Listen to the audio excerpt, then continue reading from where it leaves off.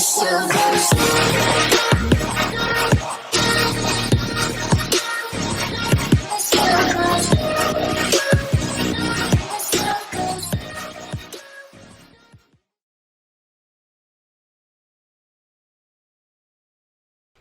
Me Alone by Vera Brosgol. My name is Mackenzie and I will be your reader today, and I'm from Miss Winnington's 5th grade class. Once there was an old woman. She lived in a small village, in a small house, with a very big family. Winter was coming. That meant she had some very important knitting to do, but it wasn't getting done. Her grandchildren were very curious about her knitting. Were you supposed to hit the ball with a stick? Could you eat it? Could you make your brother eat it? Why did the ball get smaller and smaller as you chased it? The old woman was at the end of her rope.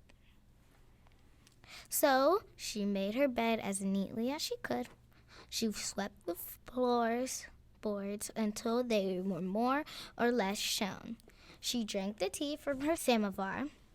She packed up her things in a small sack, and as she left, she shouted back, "Leave me alone!"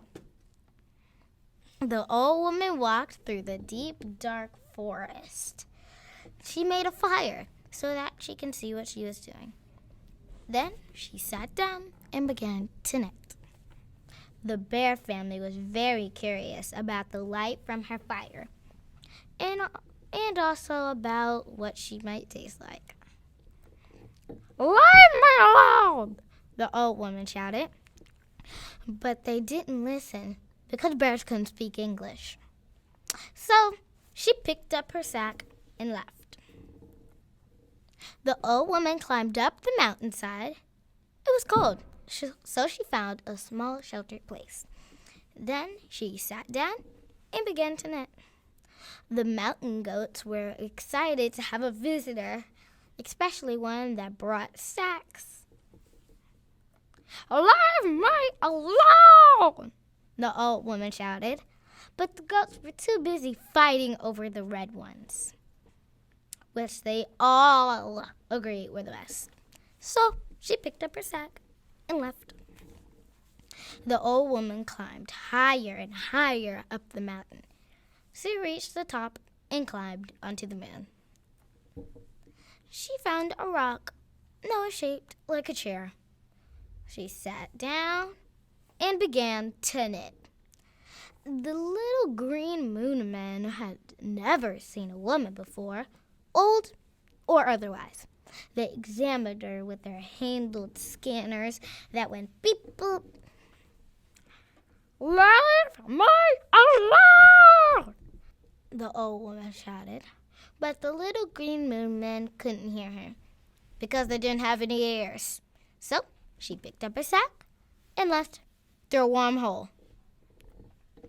The void on the other side of the wormhole was very dark and very, very quiet. She was absolutely, completely, utterly alone. It was perfect. Soon she had no more yarn and 30 little sweaters, and she was alone. So she put 30 sweaters into the big sack. She swept the void until it was nice and matte black. She had a cup of her tea from her 7-bar. Then she picked up her sack and left through another warm hole. When she came out the other side, everything was right where she left it. And she didn't say a word. I hope you enjoyed the story. Come back again. Bye. When it's so very